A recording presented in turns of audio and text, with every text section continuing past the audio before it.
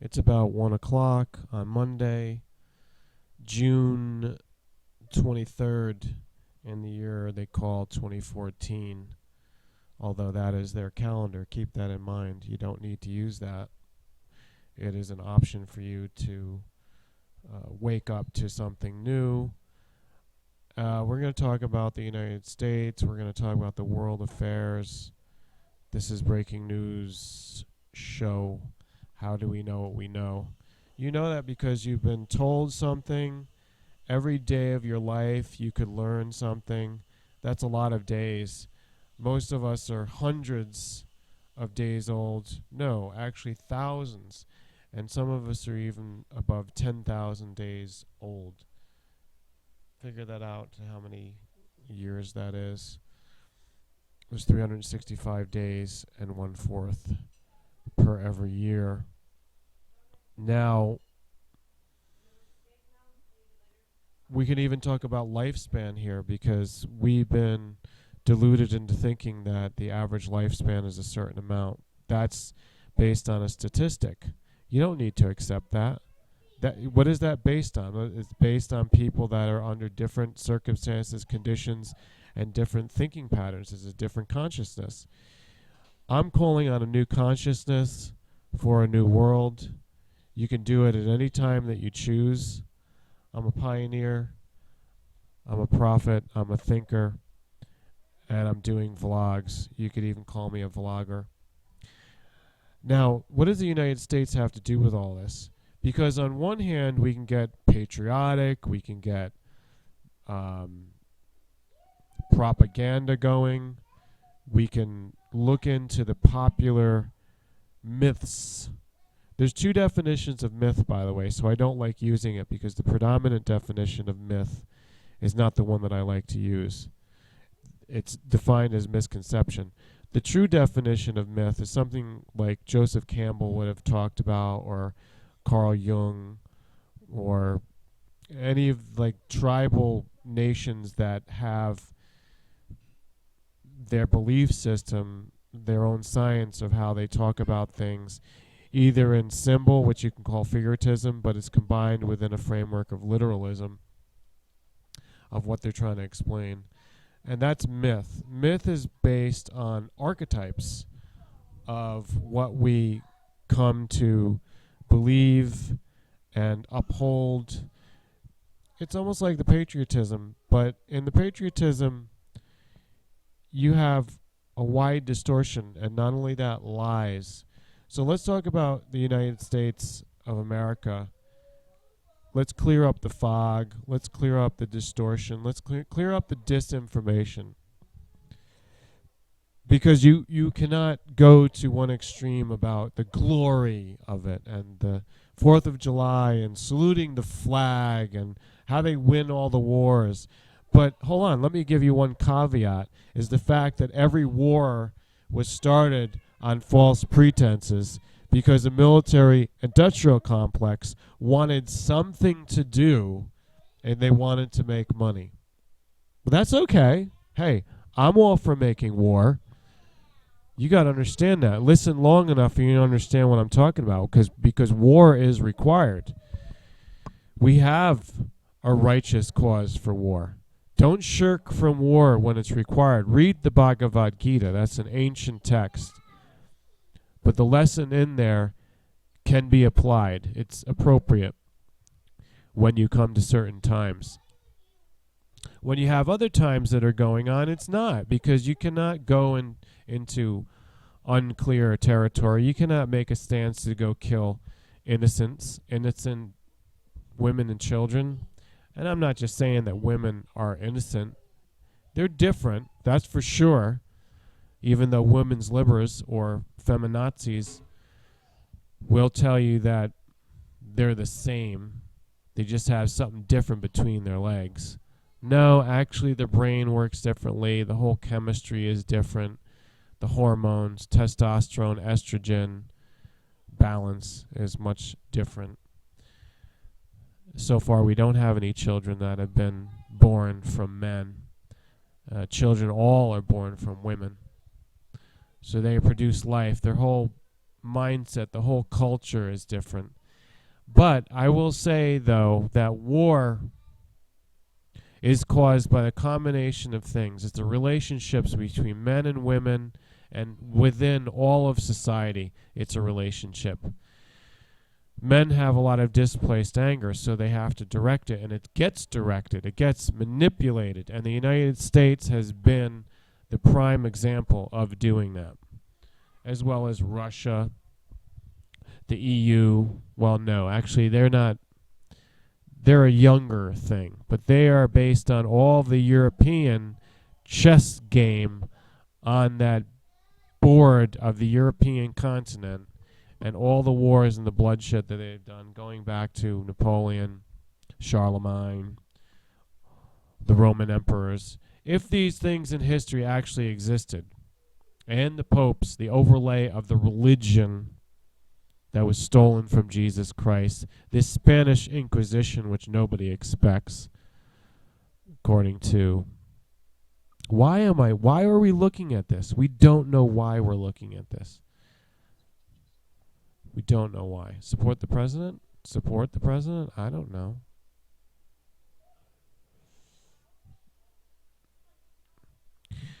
United States has gotten into a lot of wars that we have to question, right? Would you trust a man with this kind of a face? How about this kind of a face? They don't put a picture of him. Who is your choice for GOP's 2016 nominee? Well, it's 2014. I'm not going to tell you yet. They put him on first because an article just came out on Jindal saying that a hostile takeover of Washington or hostile invasion, to make something new of America, the new American century, this is not new anymore. But the American century that they talked about was obviously the 21st century, and it was based on the pretext of WMDs, which are weapons of mass destruction. Weapons of mass destruction that do not exist. So don't bother looking for it because you know that it's not there. It's just a lie.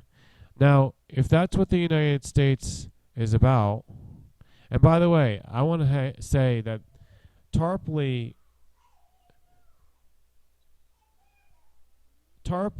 Webster Tarpley had something to say about Bush's behavior on 9/11 when he was reading from My Pet Goat. Notice it's GOAT. There is no mistake in that. Talk about American myth. I'm bringing that out to you. The pet goat. Now, I have a major difference here, a discrepancy with Webster Tarpley saying that Bush didn't know what was going on. He knew what was going on. He just has that stupid, naive, deer in the headlights look. It doesn't mean he's not guilty. He's just putting on an act, Tarpley. So, Tarpley, you might be partially or mostly right about Ron Paul, but you don't know crap about Bush's behavior on 9/11. I haven't watched this guy in a few months, but he's always out there. Beyond treason. There you go. Beyond treason. Can the United States ever become righteous again? That's the question. Can they lead America? Can they lead the world? Can they lead their own selves in this project for the new American century? Can they? Without their money, they can't do a damn thing. They can't do a damn thing. And I'm sure of that. Unless they have the right. Oh, these are my silly. Well, Adam Kokesh, 9 Nania, always doing that prophecy thing, just from splitting hairs in the Bible, Revelation. So she thinks she's going to figure out Revelation. Yeah, well, maybe, blah, blah, blah. Warren Buffett.